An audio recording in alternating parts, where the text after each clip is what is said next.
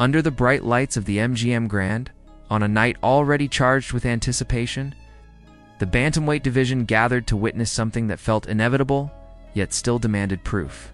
Naoya Inoue, the reigning WBA, IBF, and Ring Magazine Unified Champion, stepped into the ring carrying more than belts. He carried a reputation that had grown louder with every fight. A reputation built on speed that blurred vision and power that erased plans. Across from him stood Mayhem Moloney, former world title challenger from Melbourne, Australia. A fighter who had traveled halfway across the world not to admire greatness but to test it. This was not just champion versus challenger. This was certainty versus defiance.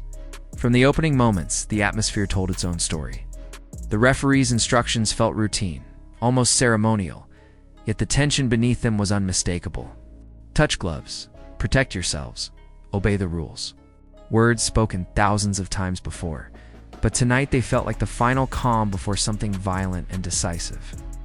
Moloney's expression revealed focus, not fear, but also the awareness that he was about to solve a puzzle few had even survived attempting.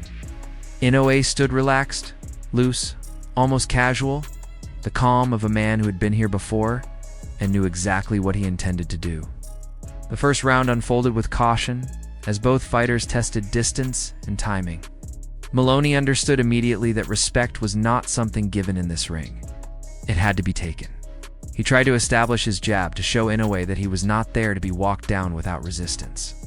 A body shot landed clean enough to register, and for a brief moment, it felt like Moloney might be able to ask real questions. But every question came with consequences. Inoue's counters were sharp, efficient, and unnervingly fast, snapping back before Moloney could even reset his stance. The speed difference was apparent almost immediately, not just in hand speed, but in the way Inoue closed distance with a single step, racing space Moloney thought he had created. As the round progressed, the champion began to reveal the layers of his attack. Jabs to the body, right hands over the top, subtle shifts of angle that left Moloney punching at air more often than flesh. Moloney was thinking, processing, trying to read patterns, but Inoue did not fight in patterns. He fought in moments, sudden explosions that punished hesitation. Still, Moloney showed discipline. He didn't panic, didn't rush recklessly forward. He survived the opening round having tasted the speed and power, knowing already that this was unlike anything he had faced before. Round 2 arrived with Inoue, stepping forward with more intent.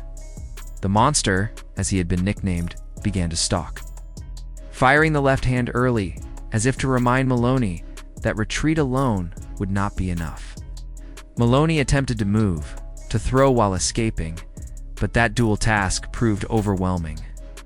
Inoue punished every imperfect exit, catching Moloney as he tried to slip away, striking from angles that felt unfair. A double uppercut landed cleanly, followed by a vicious body shot that echoed through the arena. Moloney absorbed it, but absorption came at a cost. Each clean shot chipped away not just at his body but at his confidence. What made the punishment so suffocating was not just power, but precision. Inoue attacked from the bottom up, digging into the body before snapping shots upstairs. His fast-twitch muscles seemed to fire in perfect synchronization, his calves and legs driving every punch with frightening efficiency. Moloney was throwing, even landing occasionally, but the numbers told a grim story. He was already far behind in punches landed, and the gap was growing. The inflammation beneath his eye, a reminder of past battles and fragile margins, became a quiet concern as Inoue continued to find his target. By the third round, the fight's rhythm belonged entirely to the champion. Moloney, a rhythm fighter by nature, bounced on his toes, trying to find a cadence that would allow him to engage safely. But that very rhythm became a liability. Inoue timed it, reading the bounce, predicting the moment Moloney would reset his feet. Body shots landed again, thudding with a sound that silenced any illusions of safety. Inoue's stalking prowess came fully into view, his ability to cut off the ring making Moloney feel as though the space was shrinking with every passing second. There were flashes of resistance. Moloney landed a right hand here, a jab there, moments that reminded everyone he was a world-class fighter. But every small success was answered immediately and decisively. A left hook from Inoue snapped Moloney's head back. An uppercut followed, and suddenly Moloney's legs betrayed him, wobbling just enough to reveal the damage beneath the surface. The champion sensed it. He always did.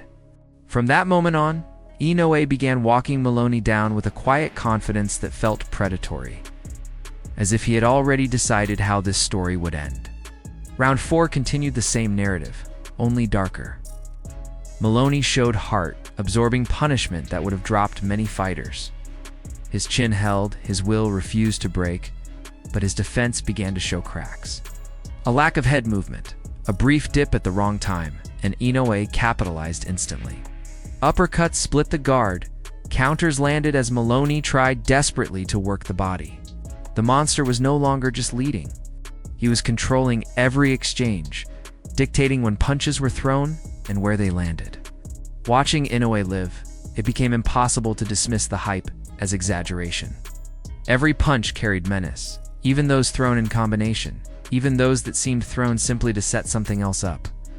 Moloney tried to take moments off, to breathe, but Inoue gave him no permission to rest. Triple jabs forced Moloney backward. Big right hands followed, landing with the kind of force that changes how a fighter thinks. The punishment of the early rounds began to settle into Moloney's body, visible in his slower reactions and heavier movements. Still, Moloney refused to surrender. He had come here believing that if he could push Inoue backward, force him to cover up, the fight might change. There were brief moments when he attempted exactly that, stepping forward, trying to impose his will. But each attempt ran headlong into Inoue's counters. Punches that landed like rockets and reminded Moloney of the danger of overcommitment. This was not a fight where courage alone would be enough. As the bout moved deeper, the sense of inevitability grew stronger. Inoue's defense became just as impressive as his offense, slipping shots. Stepping back half a step to create just enough space to unleash a left hook or right hand.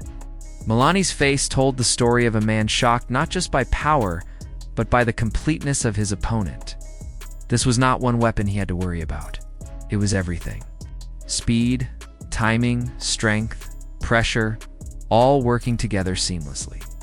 Then came the moment that changed the fight irrevocably.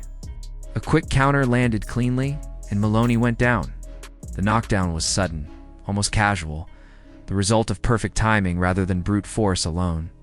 Moloney rose, determined to continue, but survival mode had fully set in. Inoue, a ruthless finisher, sensed the shift immediately. He came out firing, left hooks and right hands flying with confidence, his range perfectly measured, his accuracy terrifying. Moloney tried to weather the storm, but the damage was accumulating. Another left hook caught him as he led with his jab, the punch threading perfectly between Moloney's hands. The inflammation around his eye worsened, his reactions slowed further, and his body language began to betray him. Inoue, by contrast, looked completely in control, his posture calm, his movements economical, as if he were executing a plan already written.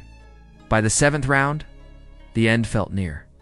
Inoue hunted his prey with patience, cutting off escape routes, punishing every mistake. Moloney attempted to fight on the inside, knowing that was his only chance, but even there he found no safety. Uppercuts, hooks, and straight rights came faster than he could respond. Then, with devastating clarity, a massive right hand landed cleanly. Moloney crumpled to the canvas, hurt and unable to rise in time. The count reached